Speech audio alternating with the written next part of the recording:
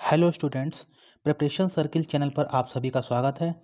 आज हम NCERT class 11 English का chapter the ghat of the only world written by Amitabh Ghosh को पढ़ेंगे और इसको समझेंगे। तो चलिए स्टार्ट करते हैं। ये लेसन जो है, a dying man an expatriate from Kashmir ask the author to write something about him after he is gone. The following piece is the Amitabh Ghosh wrote to keep his promise. ये जो लेसन है, ये एक व्यक्ति है जो मरने वाला है, जो कश्मीर से निर्वासित हो चुका है, मतलब कश्मीर में नहीं रहता है। वो लेखक से कहता है कि उसकी मृत्यु के बाद कुछ लिखें। तो लेखक उसके विषय में कुछ यहाँ पर लिखते हैं। The following is the what Amitabh Ghosh wrote to keep his promise. जो लेखक हैं अमिताभ घोष, उन्होंने उससे प्रॉमिस किया था कि उसकी मृत्यु के बाद वो उसके विषय में लिखेंगे। तो यहाँ पर उन्होंने उसकी मृत्यु के बाद अमिताभ घोष ने अपने प्रॉमिस को, वादे को पूरा करते हुए लिखा है। तो चलिए इसको स्टार्ट करते हैं। The first time that Agha Shahid Ali spoke to me about his approaching death was on 25 अप्रैल 2001। पहली बार जब आगा शाहिद से मेरी बातचीत हुई, वह उनकी आसन्न मृत्यु के बारे में थी और वह दिन था 25 अप्रैल 2001। The conversation began routinely. और जो बातचीत हुई थी वो कोई विशेष विषय पर नहीं हुई थी, नॉर्मल थी बिल्कुल। I had telephone to remind him that we had been invited to a friend's house for lunch and that I was going to come by his apartment to pick him up. मैंने उसे याद दिलाने के लिए phone किया था कि हम लोगों को एक दोस्त के घर पर लंच का निमंत्रण मिला है और मैं तुम्हारे घर पर तुम्हें लेने पहुंचूंगा। Although he had been under treatment for cancer for some 14 months, Shahid was still on his feet and perfectly lucid except for occasional lapses of memory. यद्यपि उसका 14 महीनों से कैंसर का इलाज चल रहा था, फिर भी वह चल फिर रहा था और स्पष्ट विचार का था। हाँ, कभी कभी उसकी स्मरण शक्ति, मेमोरी में चूक हो जाती थी।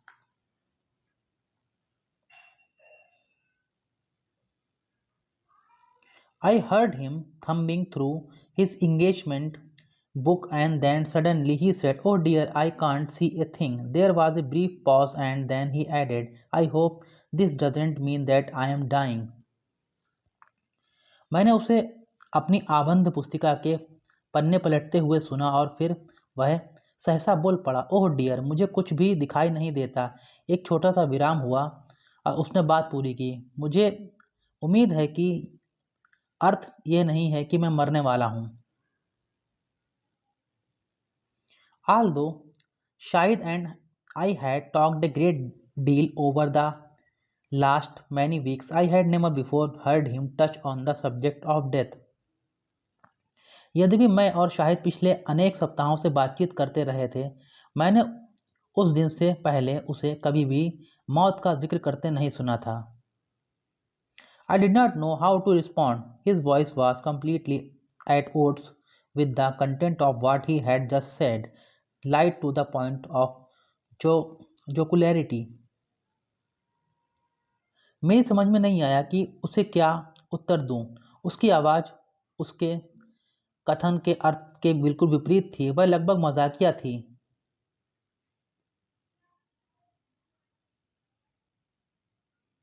I mumbled something innocuous. "No, Shahid, of course not. You will be fine." He cut me short in a tone of voice that was at once quizzical and direct. He said, "When it happens, I hope you will write something about me." मैंने कुछ शब्द बोले जो बहुत सीधे साधे थे। "नहीं शायद, ऐसा नहीं है, तुम स्वस्थ हो जाओगे।" उसने मेरी बात बीच में ही काट दी, ऐसी आवाज़ में जो रहस्यमय तथा सपाट थी। वह बोला, "जब मैं मर जाऊं तो मैं उम्मीद करता हूं कि तुम मेरे बारे में कुछ ना कुछ लिख दोगे। I was shocked into silence and a long moment passed before I could bring myself to say the things that people say on such occasions. "Shahid, you will be fine. You have to be strong."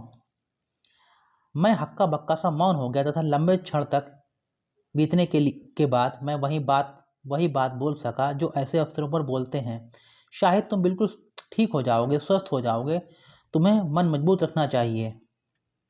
From the window of my study, I could see a corner of the building in which he lived, some 8 blocks away.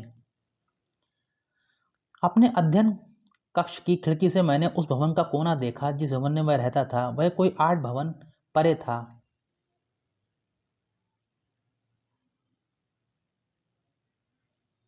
It was just a few months since he moved there. He had been living in a few miles away in Manhattan when he had a sudden blackout in February 2000.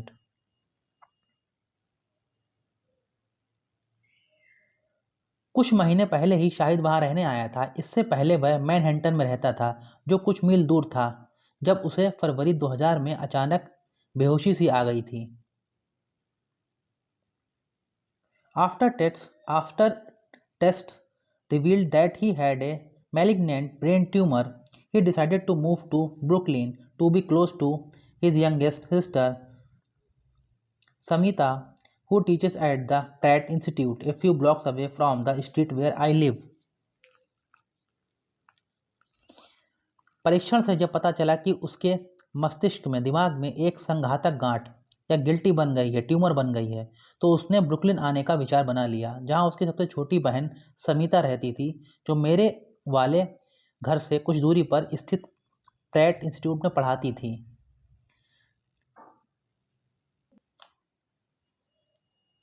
Shahid ignored my reassurances.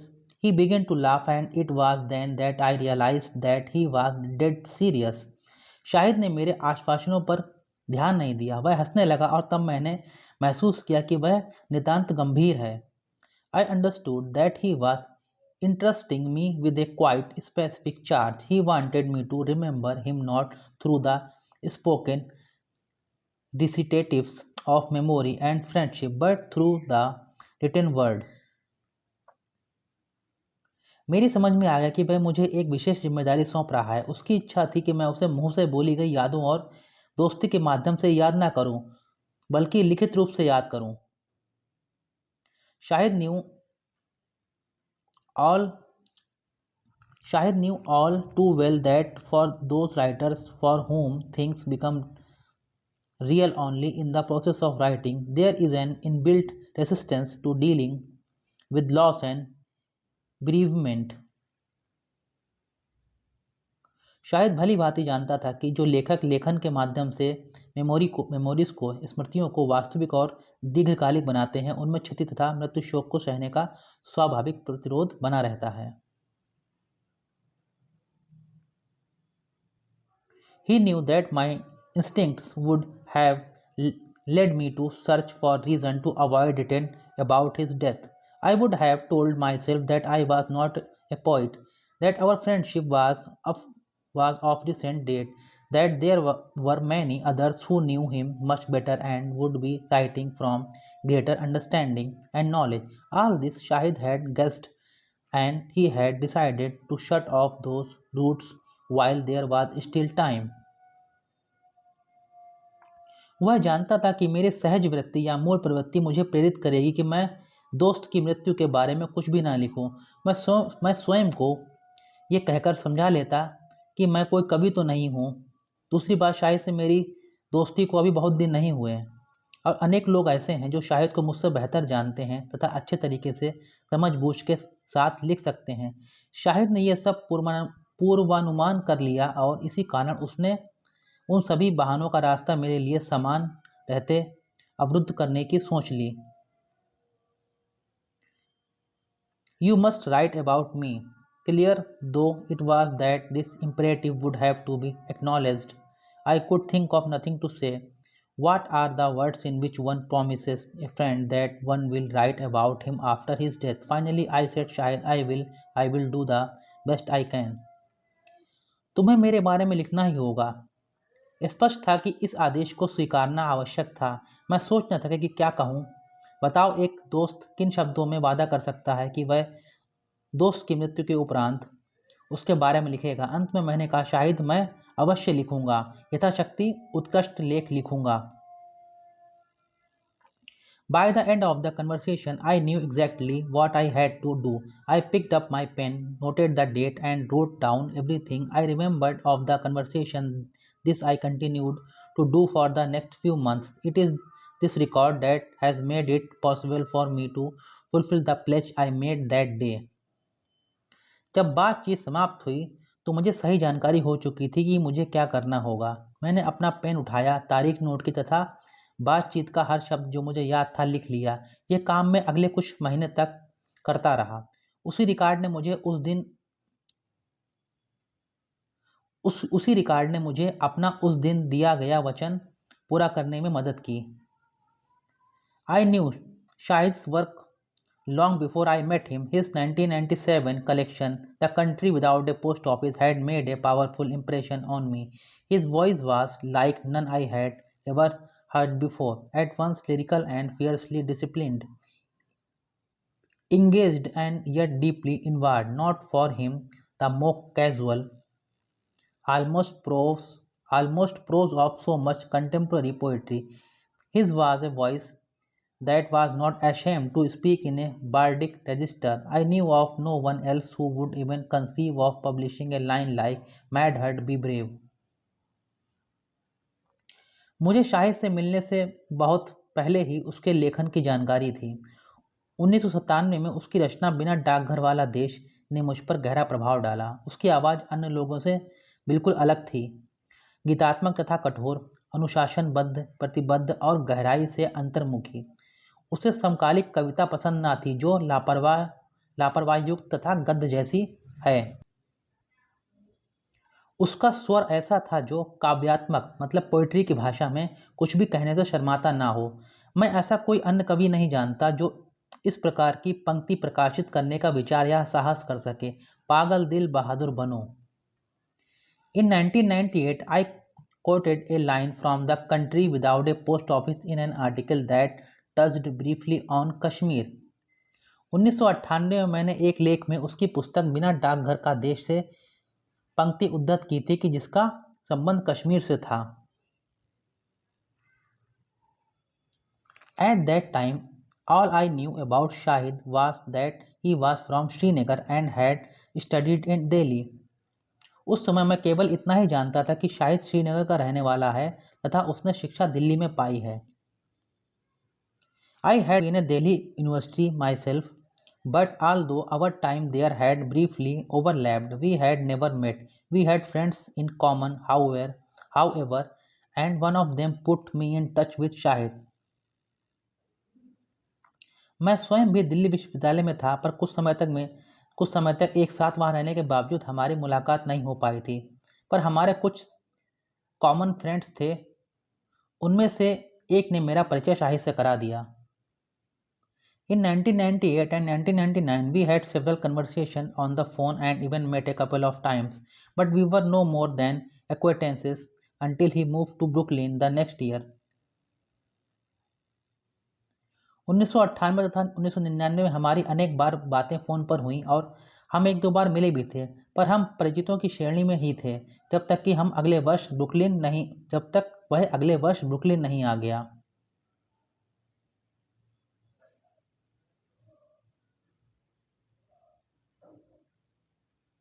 Once we were in the same neighborhood, we began to meet for occasional meals and quickly discovered that we had a great deal in common.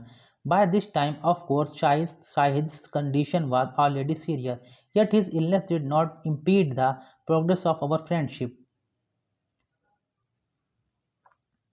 एक बार जब हम पड़ोसी बन गए तो हमने यदा कदा साथ साथ भोजन किया और शीघ्र ही हमें लगा कि हम दोनों के बीच बहुत कुछ विचारों की समानता है। इस समय तक शाहिद की दशा गंभीर हो चुकी थी, फिर भी उसकी बीमारी से हमारी मित्रता के विकास में, दोस्ती के विकास में कोई बाधा नहीं पड़ी।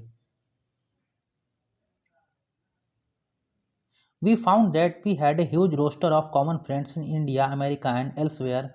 We discovered a shared love of Rogan Josh, Roshan Ara Begum, and Kishore Kumar, a mutual indifference to cricket, and an equal attachment to old Bombay films. Because of Shahid's condition, even the most trivial exchanges had a special charge and urgency. The inescapable poignance of talking about food and half forgotten figures from the past with a man who knew himself to be dying was multiplied in this instance by the knowledge that this man was also a poet who had achieved greatness, perhaps the only such that I shall ever know as a friend. हमने पाया कि हम दोनों के समान मित्रों की सूची बहुत लंबी है। मतलब हम दोनों के बहुत सारे कॉमन फ्रेंड्स हैं। वे मित्र, वे दोस्त भारत, अमेरिका तथा अन्य स्थानों पर थे। हम दोनों को रोगन जोश, रोशन आरा बेगम तथा किशोर कुमार पसंद थे। हम दोनों को क्रिकेट में अरुचि थी तथा पुरानी बम्बइयाँ फिल्में पसंद थी। शाहिद की बिगड़ती दशा के कारण छोटी छोटी बातों मुलाकातों का विशेष महत्व था। हम लोग जोश के साथ भोजन तथा अधभूले मित्रों को अतीत से उभारते रहे। ये सब बातें ऐसे व्यक्ति से हो रही थी जो अपनी आसन्न मृत्यु का एहसास लिए था, पर यह मैत्री और घनिष्ठ हो गई थी जब पता चला कि शाहिद एक शायर भी है जिसने ख्याति अर्जित कर ली है। वह एकमात्र ऐसा व्यक्तित्व था जिसे मैं अपना मित्र कह सकूंगा। One afternoon the writer Suketu Mehta, who also lives in Brooklyn, joined us for lunch. Together we hatched a plan for an adda, by definition a gathering that has no agenda other than conviviality. Shahid was enthusiastic and we began to meet regularly. From time to time, other writers would join us. On one occasion, a crew arrived with a television camera. Shahid was not in the least bit put out. I am so shameless. I just love the camera. एक दोपहर को लेखक सुकेतु मेहता जो Brooklyn में रहते थे ही रहते थे, हमारे पास लंच के लिए आए। हमने मिलकर एक अड्डा स्थापित करने की योजना बनाई, एक ऐसी जगह जहां लोग बिना किसी पूर्व नियोजित कार्यक्रम के एकत्रित हों, पर केवल मौज मस्ती के लिए। शाहिद ने उत्साह दिखाया और हम नियमित रूप से मिलने लगे। समय समय पर अन्य लेखक भी आ जाते थे। एक अवसर पर टेलीविजन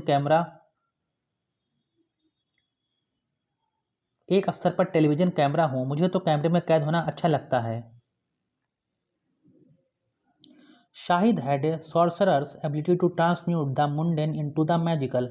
शाहिद में एक जादूगर की क्षमता थी कि साधारण चीज को जादुई बना दे। Once I accompanied Iqbal his brother and Hina his sister on a trip to fetch him home from hospital. मैं एक बार उसके भाई इकबाल तथा बहन हिना के साथ उसे अस्पताल से घर लाने गया। This was on 21st May. By that time he had already been through several unsuccessful operations. Now he was back in hospital to undergo a surgical procedure that was intended to relieve the pressure on his brain. 21 मई का दिन था। उस दिन से पहले ही उसके अनेक असफल ऑपरेशन हो चुके थे। अब वह अस्पताल एक ऑपरेशन क्रिया कराने के लिए गया था जिसका उद्देश्य था कि उसके दिमाग पर दबाव कम रहे। His head was shaved and the shape of tumor was visible upon his bare scalp, its edges outlined by metal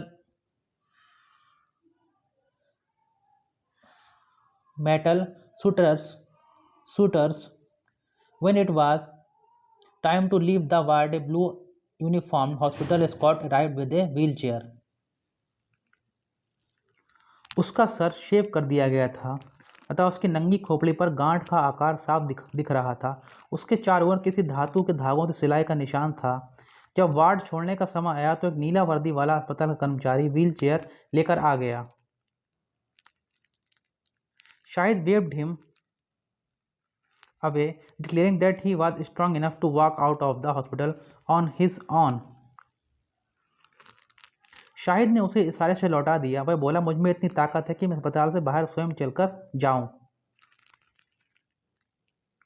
But he was groggier than he had thought, and his knees buckled after no more than a few steps.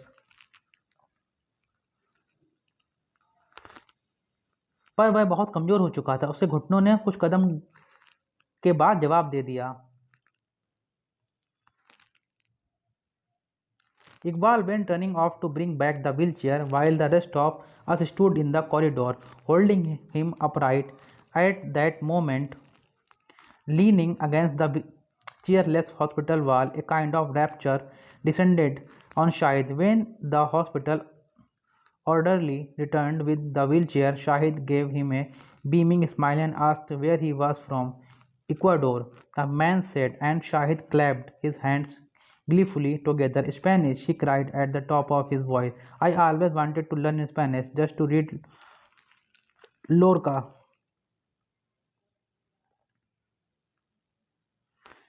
Iqbal उस wheelchair वाले को बुलाने भागा। हम दोनों ने शाहिद को पकड़कर सीधा खड़ा किया। उस क्षण अस्पताल की दीवार से पीठ टिकाए शाहिद में एक हर्षोल्लास जग गया। जब अस्पताल कर्मचारी आया तो शाहिद ने उससे पूछा कि तुम कहाँ के रहने वाले हो। व्यक्ति ने बताया इक्वाडोर का। शाहिद ने ताली बजाई। स्पेन के हो? उसने ऊंचे स्वर में कहा। मैं सदा से स्पेनिश भाषा सीखने को लायक था ताकि लोरका लेखक की रचनाएं पढ़ सकूं। Shahid grey Shahid grey grey Shahid's grey grey Shahid's gregariousness had no limit. There was never an evening when there wasn't a party in his living room. I love it that so many people are here. He told me once, I love it that people come and there always food. I love this spirit of festivity. It means that I don't have time to be depressed. Shahid के महफिल प्रेम की कोई सीमा नहीं थी। कभी कोई शाम ऐसी नहीं जाती थी कि जब उसके बैठक में कोई पार्टी आयोजित ना हो। मुझे अच्छा लगता है कि इतने सारे लोग मेरे यहाँ इकट्ठे होते हैं। उसने मुझे एक बार बताया था, मुझे अच्छा लगता है लोग यहाँ आए तथा उसके लिए कुछ खाने पीने का आयोजन भी हो। मुझे उत्सव का माहौल पसंद है। इसका अर्थ ये होता है कि मेरे पास उदास होने का समय ही ना बचे। His apartment was a spacious and airy split level on the 7th floor of the newly renovated building. There was a cavernous study on the top floor and a wide terrace that provided a magnificent view of the Manhattan skyline across the East River. Shahid loved this view of the Brooklyn waterfront slipping like a ghat into the East River under the glittering lights of Manhattan. उसका flat काफ़ी बड़ा तथा हवादार था। वह एक नई मरम्मत की गई बिल्डिंग की 7वीं मंजिल पर था। वहाँ सबसे ऊपरी मंजिल पर एक गुफा जैसा स्टडी रूम था तथा उससे जुड़ा एक चौड़ा छज्जा था जहाँ से मैनहट्टन के भवनों से बने क्षितिज का भव्य दृश्य दिखाई देता था। वह पूर्व में बहती नदी के पार था। शाहिद को ब्रुकलिन का इस प्रकार से ढलुआ जलीय तट की जैसे नदी पर कोई घाट बना हो और जिस पर मैनहट्टन के भवनों का झिलमिल प्रकाश पड़ता रहता था बहुत पसंद था। The journey from the foyer of Shahid's building to his door was a voyage between continents. On the way up, the rich fragrance of Rogan Josh and Hawk would invade the door. Grey interior of elevator against the background of the songs and voices that was always echoing out of his apartment. Even the ringing of the doorbell had an oddly musical sound. शायद के भवन के प्रतीक्षालय से उसके कमरे तक की दूरी जैसे दो महाद्वीपों के बीच का सफर था। ऊपर जाते समय रोगन जोश तथा हाक की सुगंध उस लिफ्ट के अंधेरे आंतरिक भाग में बिखरी रहती थी। शायद के कमरे में आती गीतों की आवाज़ें, घंटी की टुन सभी में संगीत के सुर थे। Suddenly, Shahid would appear, flinging open the door, releasing a great cloud of heat into the frosty New York air. Oh, how nice, he would cry, clapping his hands. Oh, nice that you have come to see me, little Moslem. Invariably, there would be some half dozen or more people gathered inside, poets, students, writers, relatives, and in the kitchen someone would always be cooking or making tea almost to the very end, even as his life was being consumed by his disease. He was the center of a perpetual carnival and endless mela of talk, laughter, food, and, of course, poetry. अचानक शाहिद आ जाता था। वह दरवाज़ा खोलता, New York की हवा में हींग के छौंक की गंध के बादल बिखर जाते थे। ओह, कितनी मज़ेदार गंध है! वह ताली बजाकर कहता, कितना अच्छा हुआ कि तुम अपने इस छोटे मुसलमान भाई को देखने आ गए। निरंतर बिना अपवाद के कोई आधा दर्जन कवि, छात्र, लेखक तथा संबंधी वहाँ बैठे मिलते था। रसोई में या तो कुछ पक रहा होता अथवा चाय चढ़ी होती थी। अंत तक जब उसका जीवन रोग से क्षय हो रहा था, वह सदैव ही आनंदोत्सव का केंद्र बना रहा। उसे घर पर बातें, ठहाके, खाना पीना था, कविता पाठ चलता रहता था। No matter how people there were, Shahid was never so distracted as to lose track of the progress of the evening's meal. From time to time, he would interrupt himself to shout directions to whoever was in the kitchen. Yes, now add the dahi now. Even when his eyesight was failing, he could tell from the smell alone exactly which stage the Rogan Josh had reached, and when things went exactly as they should, he would sniff the air and cry out loud, "आह, खाना का क्या महक है!" चाहे कितने भी मेहमान क्यों ना हो, शायद कभी इतना गाफिल नहीं होता था कि वह सायंकालीन खान पान के बारे में भूल जाए। समय समय पर वह बातों के बीच में किचन में काम कर रहे व्यक्ति को आदेश देता रहता था, हाँ ठीक है, अब उसमें दही मिला दो। जब उसकी आंखें कमज़ोर हो रही थीं, वह गंध से बता देता था कि रोगन जोश किस सीमा तक पक चुका है, और जब चीज़ें उसके अनुसार पक जाती थी तो वह हवा में सूंघकर जोर से चिल्ला उठता था, आहा, खाने की क्या महक आ रही है।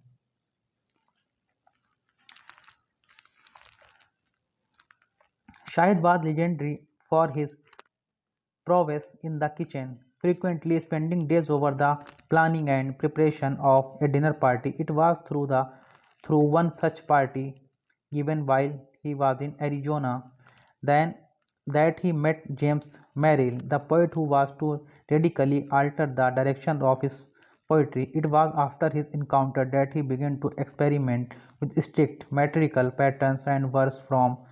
No one had a greater influence on Shahid's poetry than James Merrill.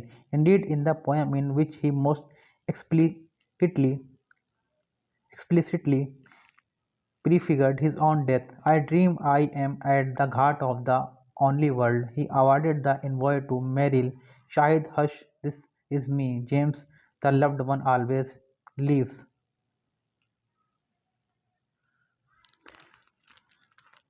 Shahid रसोई में अपनी प्रवीणता के लिए विख्यात था। वह डिनर पार्टी के लिए अक्सर कई दिनों तक योजना बनाता था तथा तैयारी करता रहता था।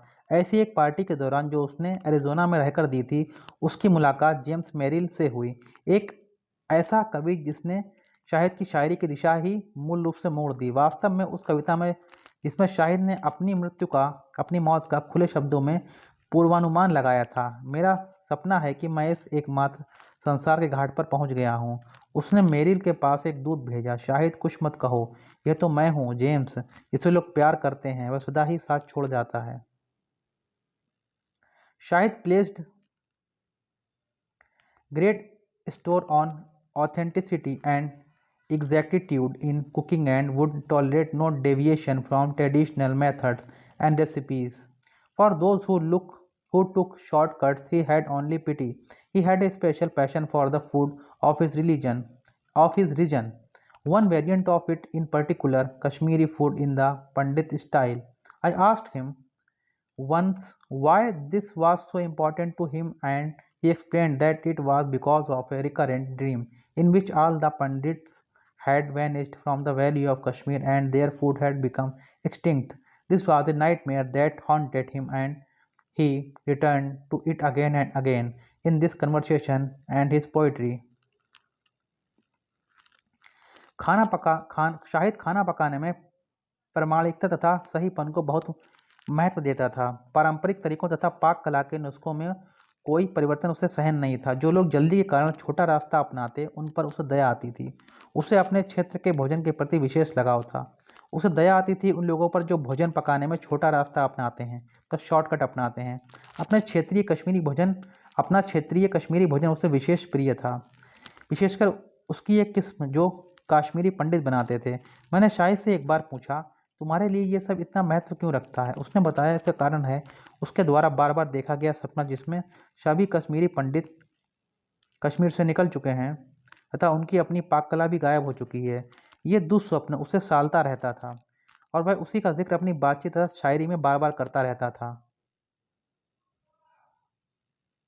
At a certain point I lost track of you. एक विशेष बिंदु पर मुझे तुम्हारी खबर मिलनी बंद हो गई। यू नीडेड टू परफेक्ट मी। तुम्हें मेरी ज़रूरत थी। तुम ही मुझे पूर्णता दे सकते थे। In your absence, you polished me into the enemy. Your history gets in the way of memory. तुम्हारी अनुपस्थिति में तुमने मुझे दुश्मन बना दिया, तुम्हारा इतिहास मेरी स्मृति में बस गया. I am everything you lost. Your perfect enemy. Your memory gets in the way of my memory. तुम्हारी अनुपस्थिति में तुमने मुझे दुश्मन बना दिया, तुम्हारा इतिहास मेरी स्मृति में बस गया है. There is nothing to forgive. You wouldn't forgive me. I hid my pain even from myself. I revealed my pain only to myself. There is nothing to forgive. You wouldn't forgive me. If only somehow you could have been mine. What would not have been possible in the world? मैं वह सब कुछ हूँ जिसे तुमने खो दिया, तुम्हारा पक्का शत्रु. क्षमा करने की तो बात ही नहीं है, तुम मुझे क्षमा करोगे भी नहीं. मैंने तो अपनी पीड़ा स्वयं से ही छिपाए रखी है. मैंने उस पीड़ा को स्वयं अपने को ही दिखाया है. कुछ भी क्षमा करने को नहीं बचा. तुम मुझे क्षमा करोगे भी नहीं. यदि किसी प्रकार से तुम मेरे बन जाते हो तो इस संसार में क्या चीज असंभव थी. Once in conversation, he told me that he also loved Bengali food. I protested. But शायद you have never even been to Calcutta. एक बार बातों के दौरान उसने मुझे बताया कि उसे बंगाली खाना भी पसंद है.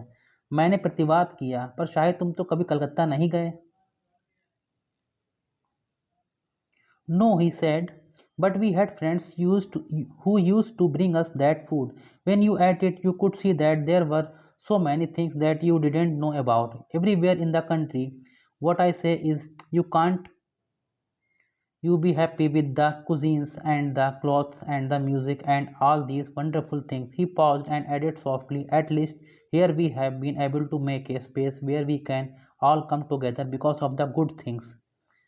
नहीं, वह बोला, पर हमारे कुछ मित्र थे जो वह भोजन ले आया करते थे. जब उसे खाया तो पता चला कि बहुत सी जानकारी से मैं अनभिज्ञ था. यही बात संपूर्ण देश पर लागू होती है. मेरे कहने का मतलब है कि हम सभी प्रकार के भोजन, वस्त्र तथा संगीत को सहर्ष स्वीकार क्यों नहीं कर लेते. अल्प विराम के बाद वह धीरे से बोला, कम से कम यहाँ पर हम उन अच्छी चीज़ों के प्रति लगाव के कारण निकट आ गए हैं. Of many good things in which he took pleasure, none was more dear to him than the music of Begum Akhtar. He had met the great ghazal singer when he was in his teens through a friend, and she had become an abiding presence and influence in his life. Shahid had a fund of stories about her sharpness in repartee. उन तमाम चीज़ों में जो आनंद देती थी, सर्वाधिक प्रिय वस्तु थी बेगम अख्तर का संगीत.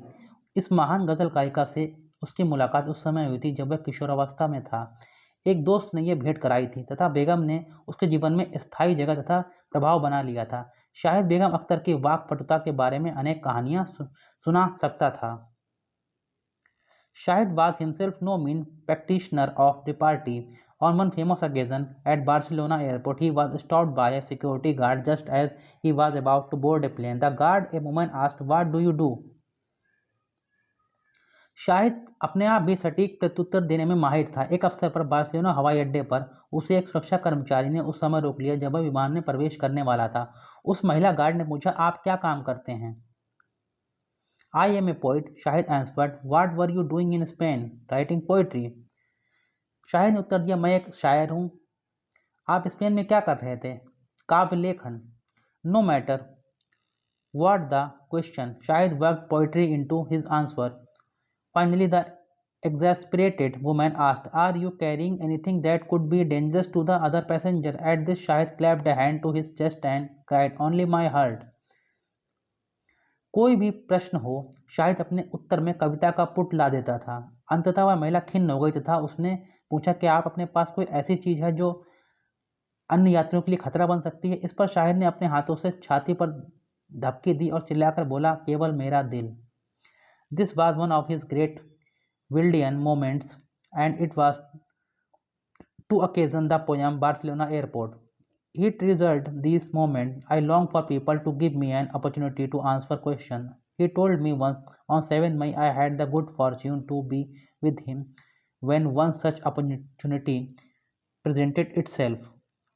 Shahid was teaching at Manhattan Baruch College in the spring semester of 2000, and this was to be his last class. Indeed the last he was ever to teach. एक महान ऑस्कर वाइल्ड के जैसा क्षण था और इसी से प्रेरित होकर कविता रची गई थी बार्सिलोना एयरपोर्ट। वह इन पलों को संजो कर रखता था। मेरी इच्छा होती है कि लोग मुझे प्रश्न करें और मैं उनका उत्तर दूं। उसने मुझे एक बार बताया था कि 7 मई को सौभाग्य से मैं उसके साथ ही था जब ऐसा अवसर आया। शाहिद मैनहेट बरूच कॉलेज में अध्यापन कर रहा था। 2000 का बसंत सत्र था और ये उसका अंतिम क्लास था। दरअसल इसके पश्चात तो उसने कभी अध्यापन कार्य किया ही नहीं। The class was to be a short one, for he had an appointment at the hospital immediately afterwards.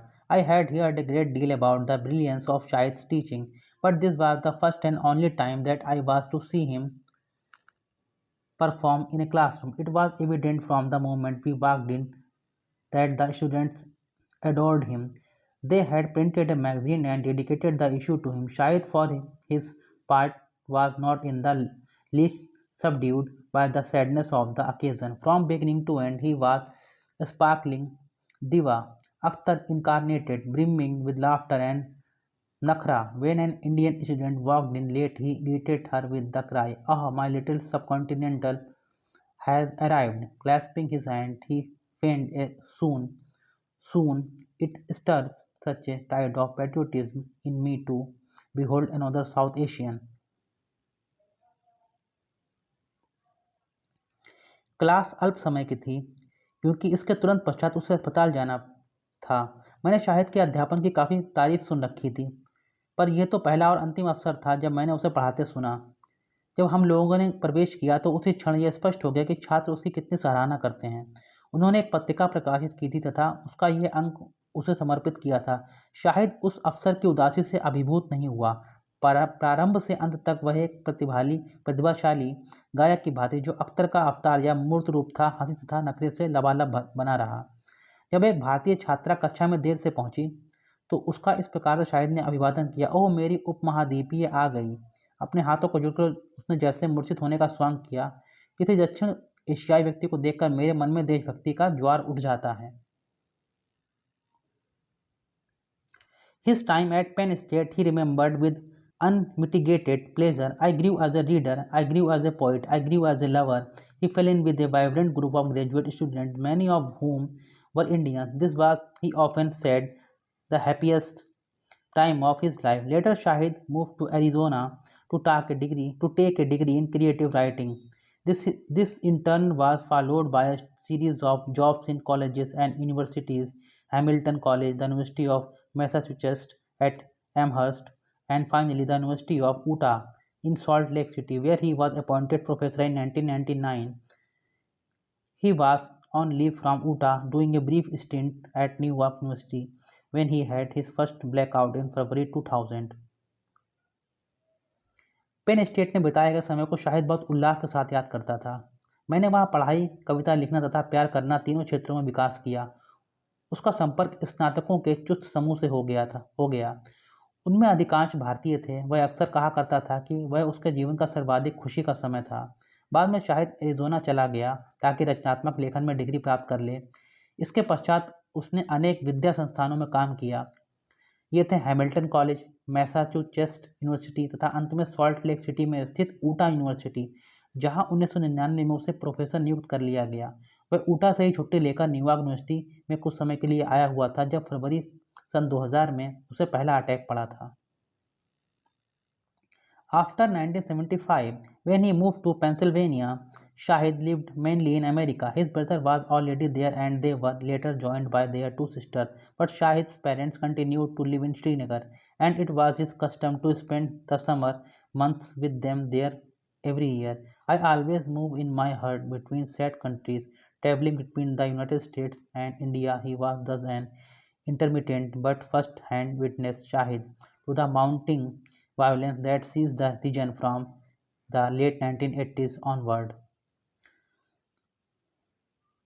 1975 के पश्चात जब शाहिद पेंसिल्वेनिया चला गया था, वह मुख्य रूप से अमेरिका में ही रहा। उसका भाई वहाँ पहले से ही था और बाद में उसकी दोनों बहनें भी वहाँ पहुँच गईं। पर शाहिद के माता पिता श्रीनगर में ही बने रहे और हर वर्ष गर्मी के कुछ महीने शाहिद उन्हीं के साथ बिताता था। मैं सदैव मन ही मन दुखी देशों के बीच चक्कर लगाता रहता हूँ, अमेरिका तथा भारत के बीच। उसने स्वयं उस बढ़ती हिंसा के दौर को देखा जो 1980 के बाद से इस क्षेत्र में फैल गई। It was 1989. The stones were not far. Size of change everywhere. Kashmir would soon be a literal flames. 1989 में पत्थर बहुत दूर नहीं थे। परिवर्तन के चिन्ह सभी जगह दिख रहे थे। कश्मीर शीघ्र ही शाब्दिक अर्थों की लपटों में घिर जाएगा। The steady deterioration of the political situation in Kashmir, the violence and counter-violence had a powerful effect on him. In time, it became one of the central subjects of his work. Indeed, it could be said that it was in writing of Kashmir that he created his finest work.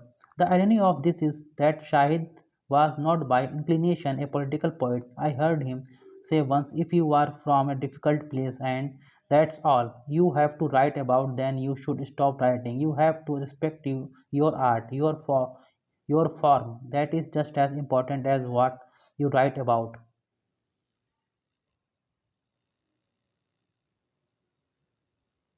Kashmir की दिन प्रतिदिन बिगड़ती राजनीतिक स्थिति वहाँ के हिंसा तथा प्रतिहिंसा के दौर ने उसे बहुत प्रभावित किया। कुछ समय पश्चात यही घटनाक्रम उसकी रचनाओं का मूल विषय बन गया। वास्तव में ये कहा जा सकता था कि कश्मीर संबंधी रचनाओं में ही शाहिद ने सर्वश्रेष्ठ रचना की। विडंबना यह है कि शाहिद स्वभाव से राजनीतिक कवि ना था। मैंने उससे एक बार कहते सुना था, यदि आप किसी कठिन स्थान से आए हों तथा आपको उसके बारे में लिखने को कहा जाए तो आप लिखना रोक दें। आपको अपनी कला तथा उसके प्रारूप का सम्मान करना जरूरी है, वह भी उतना ही महत्वपूर्ण जितना लेखन कार्य है। Anguished as he was about Kashmir's destiny, Shahid resolutely refused to embrace the role of victim that could so easily have been his. Had he done so, he could not doubt have easily become a fixture on talk shows and news programs. But Shahid never had any doubt about his calling. He was a poet schooled in the fierce and unforgiving art of language. Although respectful of religion, he remained a firm believer in the separation of politics and religious practices.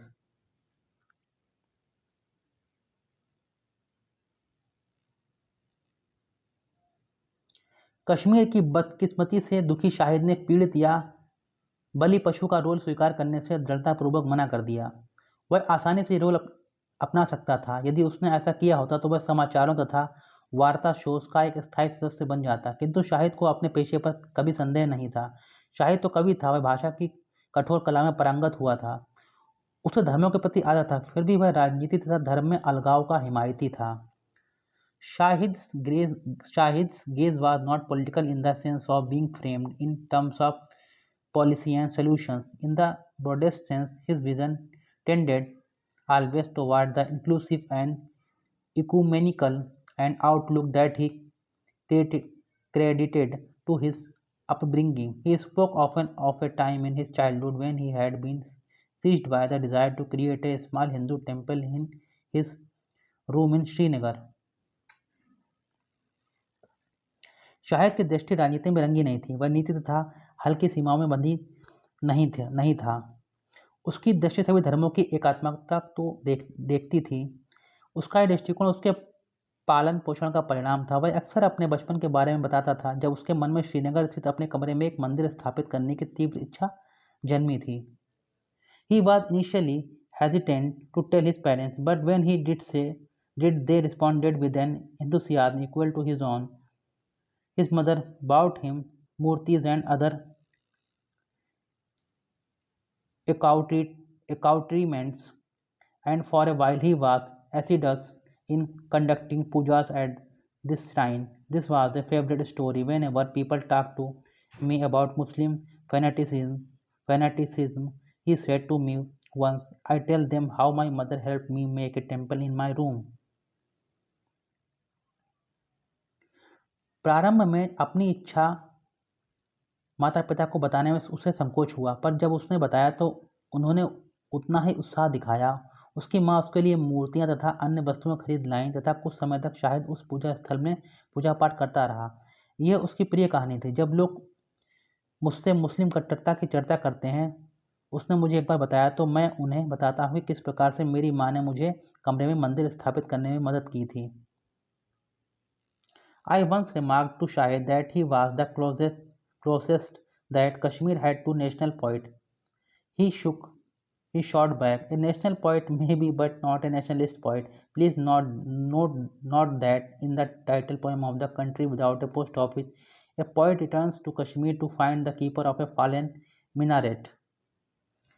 मैंने एक बार शाहिद से बोला कि तुम कश्मीर के राष्ट्रीय कवि बनने लायक हो। उसने उलटकर जवाब दिया, राष्ट्र कवि हो सकता है, पर एक राष्ट्रवादी कवि नहीं। मैं वह नहीं बन सकता। अपनी कविता बिना डाकघर के देश के शीर्षक में कवि कश्मीर लौटकर आता तथा गिरी हुई मीनार के रखवालों को खोजता है। Nothing will remain, everything's finished.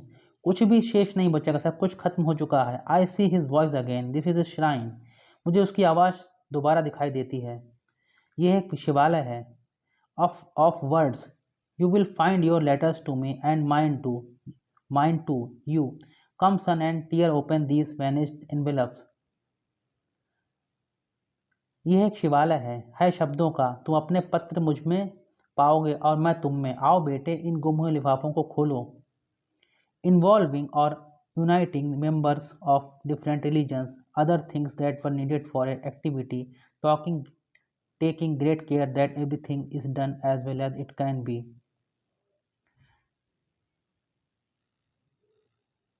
This is an archive. I have found the remains of his voice, that map of longings with no limit. ये एक प्राचीन संग्रहालय है। मैंने उसकी आवाज़ के अवशेषों को पा लिया है। उसकी असीमित इच्छाओं के नक्शे को अपने देश के वर्णन में स्वयं ही एक मूर्ति प्रतिभा बन गया है, जो शांति के अंधेरे बिंदु की परिक्रमा कर रहा था। शाहिद ही शहीद था और वही गवाह था। उसकी किस्मत कश्मीर से जुड़ी हुई थी।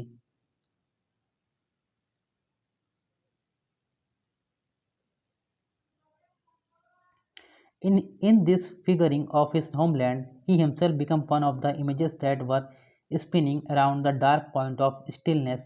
Both Shahid and Shahid, witness and martyr, his destiny inextricably linked with Kashmir's, each prefigured by the other. I will die in autumn in Kashmir, and the shadowed routine of each vein, when almost beneath the blood censored of the saffron sun and the times of rain. यह एक प्राचीन संग्रहालय है। मैंने उसकी आवाज़ों के अवशेषों को पा लिया है, उसकी असीमित इच्छाओं के नक्शे को। अपने देश के इस वर्णन में मैं स्वयं ही एक मूर्ति प्रतिभा बन गया हूँ, जो शांति के अंधेरे बिंदु की परिक्रमा कर रहा था। शायद ही शहीद था और वही गवाह था। उसकी किस्मत कश्मीर से जुड़ी हुई थी। मैं मर जाऊंगा पतझड़ में कश्मीर में, और मेरे धमनियों का हर छिपा नित्य क्रम समाचार बन जाएगा। मेरे रक्त की निंदा की जाएगी उस केसरिया सूरज के लिए तथा वर्षाकाल के लिए। Among my notes is a record of a telephone conversation on 5 May, the day before he had gone to the hospital for an important test, a scan that was expected to reveal whether or not the course of chemotherapy that he was then undergoing had had the desired effect. All other alternative therapies and courses of treatment had been put off until this report.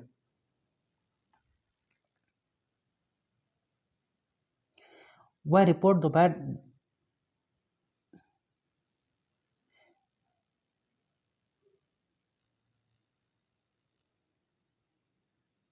मेरे पास कुछ note किया हुआ है। उसमें 5 मई को उससे phone पर हुई बातचीत भी है। जिस दिन वह अस्पताल एक परीक्षण के लिए गया था, यह पता लगाने का टेस्ट था कि उसकी कीमोथेरेपी का कोई असर भी हो भी रहा है अथवा नहीं। इस रिपोर्ट के आने तक अन्य सभी उपचार विकल्पों को स्थगित कर दिया गया था।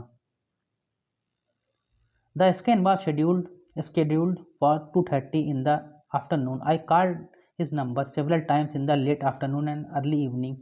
There was no response. I called again the next morning, and this time he answered. There were no preambles. He said, "Listen, Amitabh, the news is not good at all. Basically, they are going to stop all my medicines now, the chemotherapy and so on. They give me a year or less. They would suspected that I was not responding well because of the way I look." They will give me some radiation a little later, but they said there was not much hope. वह report दोपहर ढाई ढाई बजे मिलनी थी। मैंने शाहिद को अनेक बार शाम को फ़ोन किया पर कोई उत्तर नहीं मिला। अगली सुबह मैंने पुनः फ़ोन किया और इस बार उसने उत्तर दिया। कोई भूमिका बांधे बिना वह बोला, अमिताभ सुनो, समाचार अच्छा नहीं है। मूल रूप से वे लोग सारे इलाज बंद करने वाले हैं, कीमोथेरेपी तथा अन्य सभी। वे मुझे 1 वर्ष या उससे भी कम समय की मोहलत दे रहे हैं। उन्हें शक था कि मेरी दवा का असर नहीं दिख रहा, क्योंकि मैं भिन्न दिख रहा था। वे अब मुझे कुछ समय पश्चात रेडिएशन देंगे, पर उनका कहना है कि बहुत आशा नहीं की जा सकती है। Dazed, staring blankly at my desk, I said, "What will you do now, Shahid?" हक्का बक्का मैं अपनी डेस्क को देखता रहा, फिर बोला, अब तुम क्या करोगे Shahid? I would like to go back to Kashmir to die. His voice was quiet and untroubled. Now I have to get my passport, settle my will and all that. I don't want to leave a mess for my siblings. But after that I would like to go to Kashmir. It's still such a feudal system there, and there will be so much support, and my father is there too. Anyway, I don't want my sibling to have to make the journey afterwards like we had to wish my mother. मैं मरने के लिए अब कश्मीर लौट जाना चाहता हूँ। उसकी आवाज़ में शांति थी। अब मुझे अपना पासपोर्ट लेना है, अपनी वसीयत बनानी है। मैं अपने भाई बहनों के लिए कोई झंझट नहीं छोड़ देना चाहता, पर इसके पश्चात मैं कश्मीर जाऊँगा। वहाँ अभी भी सामंती प्रणाली है और वहाँ मुझे पूरा पूरा सहारा मिलेगा। मेरे पिता भी तो वहाँ हैं। खैर, मैं नहीं जानता कि मेरे भाई बहन बाद में वहाँ जाएँ, जैसा कि माँ के मरने पर हमने किया था। Later, because of logistical and other reasons, he changed his mind about returning to Kashmir. He was content to be laid to rest in Northampton in the vicinity of Amherst, a town sacred to the memory of his beloved Emily Dickinson. But I do not think it was an accident that his mind returned to Kashmir in speaking of death. Already in his poetic imagery, death, Kashmir, and Shahid had become so closely overlaid as to be inseparable, like old photographs that have melted together in the rain.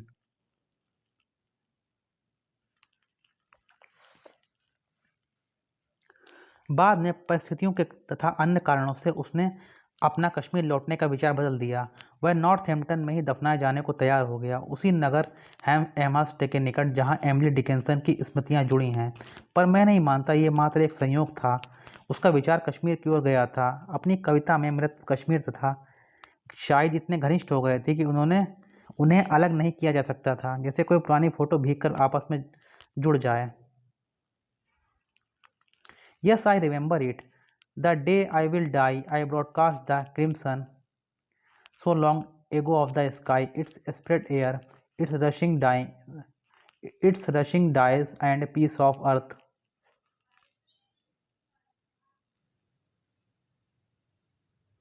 Bleeding apart from the shore as we want on the day I will die, post the guards, and he, keeper of the world's last saffron, rowed me on an island the size of a grave. On 2 yards he rowed me into the sunset, past all pain. On everyone's lips was news of my death, but only that velvet couplet broken on his. If there is a paradise on earth, it is this, it is this, it is this. हाँ, मुझे याद है कि वह दिन जब मैं मरूंगा, मैंने वहाँ के आकाश की लाली को बहुत पहले ही प्रसारित कर दिया था, उसकी हवा को, उसके रंगों को तथा पृथ्वी के एक टुकड़े को जो रक्त बहा रही है। तट से अलग जब मेरी मृत्यु के दिन सब लोग चलेंगे, प्रहरी तैनात कर देना तथा संसार के रखवाले भगवान ने मुझे कब्र जितने आकार में एक टापू पर पहुंचा दिया। 2 गज ज़मीन पर वह मुझे सूर्यास्त की ओर ले गया, जहाँ कोई पीड़ा नहीं थी। उसके होठों पर मेरी मौत का समाचार था, पर उसके शाहिद अपने होठों पर वही 2 पंक्तियाँ थीं।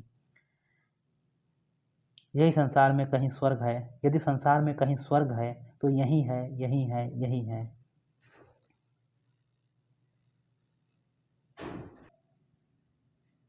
The last time I saw Shahid was on 27th October at his brother's house in Amherst. He was intermittently able to converse, and there were moments when we talked just as we had in the past. He was aware, as he had long been, of his approaching end, and he had made his peace with it. I saw no trace of anguish or conflict. Surrounded by the love of his family and friends, he was calm, contented, at peace. He had said to me once, "I love to think that I will meet my mother in the afterlife. If there is an afterlife, I had the sense that as the end neared, this was his supreme consolation. He died peacefully in his sleep at 2 a.m. on 8 December.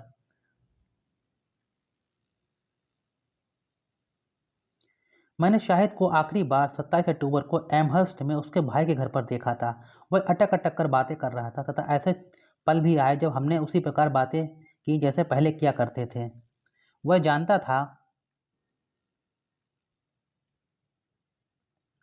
वह जानता था कि उसका अंत निकट आ रहा है तथा उसने मौत से समझौता कर लिया था। मैंने उसके चेहरे पर कोई पीड़ा या द्वंद्व नहीं देखा। अपने परिवार तथा मित्रों से घिरा हुआ शांत तथा संतुष्ट था। उसने मुझसे एक बार बोला था, मुझे ये सोचना अच्छा लगता है कि मौत के बाद मैं अपनी माँ से मिल लूँगा, यदि ऐसा संभव है। ज्यों-ज्यों उसका अंत निकट आया, उसके लिए यही सबसे बड़ी सांत्वना थी। 8 दिसंबर को रात 2 बजे नींद में शांतिपूर्वक उसने दम तोड़ दिया। Now, in his absence, I am amazed that so brief a friendship has resulted in so vast a void.